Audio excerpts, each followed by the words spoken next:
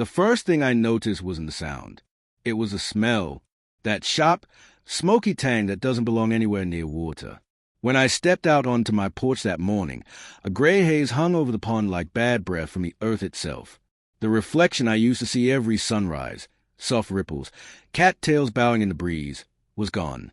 In its place was a dull film, rainbow slick and still. I knew that smell. Diesel. Someone had dumped fuel into my pond. For a second, I just stood there barefoot on the cold boards, trying to convince myself it was runoff, a broken mower, anything but what I knew it was. But deep down, I already had a name in mind. Her name was Nancy Glay, president of the Maple Hollow Homeowners Association, 5 feet 2 inches of self-righteous energy wrapped in floral blazers, and a permanent smake.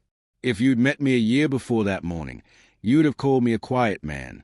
I taught high school science for 27 years, retired early, and bought a small piece of land at the edge of development that used to be farmland. My lot backed up to what was left of the original irrigation pond, half an acre of still water, ringed by willow trees and bullfrogs, the kind of place that reminded you the world used to be slower. I kept to myself mostly, fixed fences, fed the ducks, brewed coffee the old-fashioned way. My wife had passed 5 years before, and that pond had become my morning ritual, the only thing that felt steady anymore. But peace doesn't last long when bureaucracy starts expanding like mold. Maple Hollow had grown faster than anyone planned. Hundreds of identical houses, trimmed lawns, and people desperate for something to police once their lawns were perfect. That's where Nancy came in. She was the kind of person who carried a clipboard like it was a sword. She ran every meeting, every bake sale, every rumor. The first time she stopped by my property, it was a Saturday in March. I was raking leaves when her golf cart rolled up like an approaching sermon. She didn't even get out. "Mr. Callahan," she said, always using my last name like it was a court summons. "We received concerns about the structure behind your fence." "The dock." I said, "Yes, it's unapproved. It's older than this neighborhood." I told her, well, it isn't in harmony with the community aesthetic. I looked around at the endless beige vinyl siding and said, "That's kind of the point." Her smile went flat. She told me to expect formal notice and drove away, tires crunching like punctuation. 3 days later, I got the letter, "Cease and desist. Remove all unapproved structures within 30 days or face fines." I laughed at first, genuinely laughed. My property was outside their plat map. Even the original survey from 1964 said so. But laughter doesn't stop paperwork. Every week, new letters came, each one more threatening. Then came the inspectors, clipboards, cameras, the kind of posture people use when they think rules make them immortal. They poked at my fence, measured angles of my dock, even photographed the birdhouse I'd built from scrap wood. I called the county office. They told me Maple Hollow had requested environmental oversight. That's when I realized Nancy wasn't after compliance. She was after control. See, there's a special kind of person who can't stand the idea of someone living freely next door. To them, independence looks like rebellion. And to people like Nancy, rebellion has to be punished. So I started documenting everything. Dates, names, photos. Years of teaching taught me one thing: never argue without evidence. But I didn't fight yet. I waited, hoping reason would win. It didn't. In May, the pond dropped nearly a foot. The frogs disappeared. The water pump that fed the HOA's new decorative fountain sat barely above the mud. I found a problem a week later while checking the intake pipe. Someone had diverted part of the flow with a plastic valve buried under gravel. A homemade dam wrapped in black tape. When I followed the line, it led straight under the HOA's green belt. They were stealing water from my pond. I confronted Nancy at the next community meeting. She was standing at the podium talking about neighborhood cohesion when I walked in, muddy boots and all.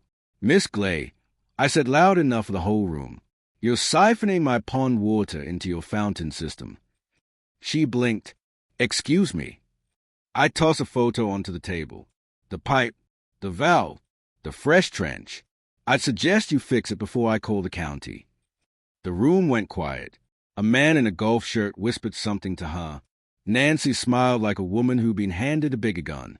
"Mr. Callahan," She said sweetly, "If you're suggesting illegal activity, please provide documentation through proper channels. Otherwise, this is defamation." I walked out before I said something I'd regret, but I could feel it.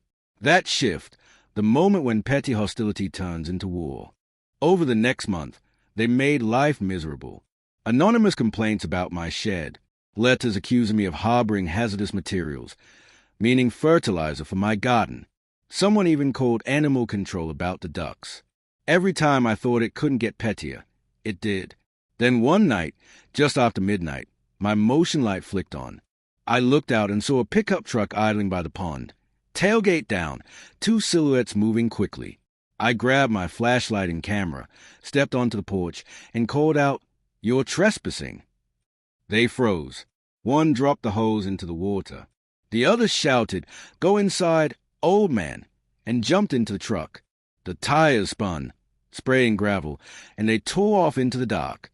When I checked the shoreline, the smell hit me. Harsh chemical wrong. Floating on the surface was a slick rainbow film. I filled the jar and sealed it. Diesel. By morning, the pond looked sick. Fish floating sideways. Ducks gone. The once clear water now a dull brown mirror. I sent the sample to a lab at the university where I used to teach. 2 days later, the results came back.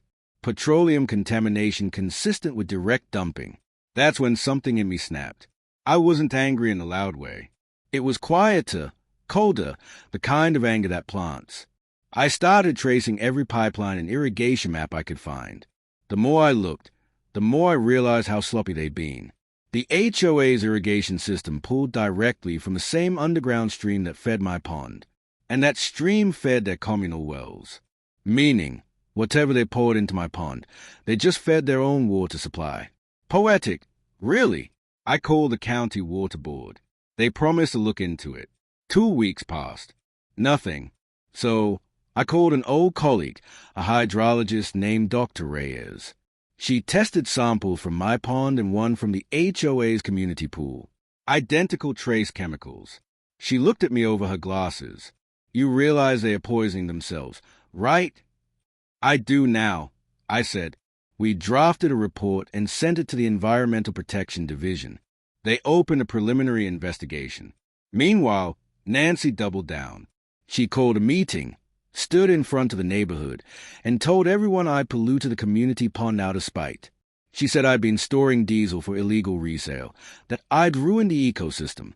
I watched the recording online, the nodding heads, the whispers, the smug certainty. It was amazing how easily a lie spread when told by someone who never blushed. So I fought back the only way I knew how, with truth. I uploaded my footage, the truck, the hose, the timestamp, then the lab results, the water flow maps, the environmental report. Within hours, the local paper picked it up. HOA pond contaminated. Source under investigation.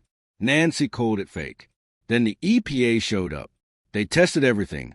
Soil, water, runoff. The results were brutal. High hydrocarbon levels. Trace metals. Algae bloom toxins from the HOA's own fertilizer runoff. The investigators asked about irrigation connections, and I showed them the blueprints. Their faces said enough. 3 days later, the county shut down every communal faucet in Maple Hollow. Boil water advisory. Tanker trucks rolled in. Parents panicked. And for the first time since she'd moved in, Nancy didn't have anything to say. But I wasn't done, because I knew deep down this wasn't just negligence. It was arrogance, the kind that thinks the world bends for rules and titles. I spent nights writing, gathering every document, every violation, every ounce of proof. When the EPA's report finally dropped, it named the Maple Hollow HOA and associated contractors as responsible for contamination of protected water sources. That's when Nancy called me. She didn't apologize. Of course, she didn't. She said, "Mr. Callahan, we can resolve this quietly. The association is prepared to offer compensation." I cut her off. "Nancy, you dumped poison in my pond and blamed me for it. You want quiet? You'll get silence after the truth's done speaking." Then I hung up. The story blew up online. Local news ran it, then regional outlets. HOA president accused of polluting private property. Pictures of the dead fish. Nancy at meetings of tanker trucks lined along Maple Hollow Drive. It all went viral. People called me the pond guy. Some joked I'd cursed at the HOA. Maybe I had. By August, EPA agents were combing through HOA financials. Turns out Nancy's brother-in-law owned a landscaping company that handled pond maintenance. He'd been paid thousands for chemical treatments that were never logged properly. Every payment signed off by Nancy herself. When the subpoenas landed, she tried to resign. The board refused, afraid it would make them look guilty. Too late for that. The day they raided her office, I was out by the pond, now fenced off and quiet. The water shimmered faintly green. Not toxic anymore, just healing. I remember thinking how strange justice looked. Not loud or cinematic, just slow and steady, like the way water seeps through soil until it finds the cracks. A month later, the charges came. Environmental negligence, falsifying reports, obstruction. She pled not guilty, of course. Her lawyer blamed me again, said I'd tampered with evidence. But evidence doesn't need loyalty. It only needs daylight. When the trial started, I sat behind the county attorney, hands folded. The footage played on a screen. Grainy night video of the truck dumping fuel, the timestamp, the hose. You could see Nancy's floral blazer in the corner of one frame, lit by the headlights. Her lawyer objected, called it circumstantial. The judge overruled. In the end, it wasn't the video that broke her. It was the science. Dr. Reyes explained how hydrocarbons had traveled from my pond into the HOA zone wells, how the contamination pattern proved it originated upstream on HOA land. When she said they poisoned their own water supply, the courtroom went silent. Even Nancy's lawyer stopped taking notes. The verdict came 2 weeks later. Guilty on multiple counts. 3 years suspended sentence. 5 years probation. Restitution to the community. Her brother-in-law lost his business license. The HOA was fined nearly $500,000. They asked if I wanted compensation. I said, no, just fix the pond. It took a year, maybe more. The county brought in specialists, drained the worst of the sludge, replanted cattails, restocked the fish. Slowly, the place came back to life. The frogs returned first, then the dragonflies, then the herons. Every morning, I'd sit on that repaired dock with my coffee and watch the sunlight dance on the ripples like nothing had ever happened, except everything had. Some of the neighbors avoided me after that, embarrassed or angry that they believed Nancy. Others came by to apologize, bring pies, offer to help plant. I didn't hold grudges. Everyone drinks the story they are served until the truth spills over. Nancy eventually moved away. Rumor was she tried to start another HOA in a different county but couldn't get anyone to sign up. Last I heard, she was managing a storage facility. Fitting, I guess, for someone who spent her life locking things up. As for me, I founded the Maple Hollow Restoration Trust. Its goal was simple: protect small water bodies from local overreach, teach communities how to respect natural systems instead of paving over them. We hosted workshops, partnered with schools, planted trees. Every brochure bore a small line at the bottom: water goes where it's allowed, so let it flow clean. The first time I saw kids catching tadpoles again in the shallows, I nearly cried. Not out of sadness, but gratitude that something once ruined could still heal if given time and space. Sometimes late at night, I sit on the dock and think about how easy it is for good people to look the other way, to let someone like Nancy decide what's right because it's easier than arguing. And I think about my father, who used to say the same thing every time we fixed the old irrigation pump back on our farm. Water remembers. Son, it keeps every secret until it's ready to speak. He was right. That pond remembered every lie, every drop of greed, every ounce of pride poured into it. And when the time came, it spoke loud enough for everyone to hear. Now, every morning, I pour my coffee, step outside, and breathe in the air that no longer smells like diesel, but like rain. Clean, quiet, forgiving. I don't fish much anymore. The joy's in watching, not catching. The ducks are back, nesting near the reeds. Life moves on like it always does. And sometimes, when the sun hits just right, I see my reflection beside my father's old fishing pole leaning against the railing. I smile, raise my mug, and whisper, "You were right again. Dad, water remembers. And so do I. Because in the end, justice isn't about punishment. It's about restoration of land, truth, and dignity. And sometimes the smallest pond in the smallest town ends up teaching everyone that you can't poison what you depend on and expect to stay clean.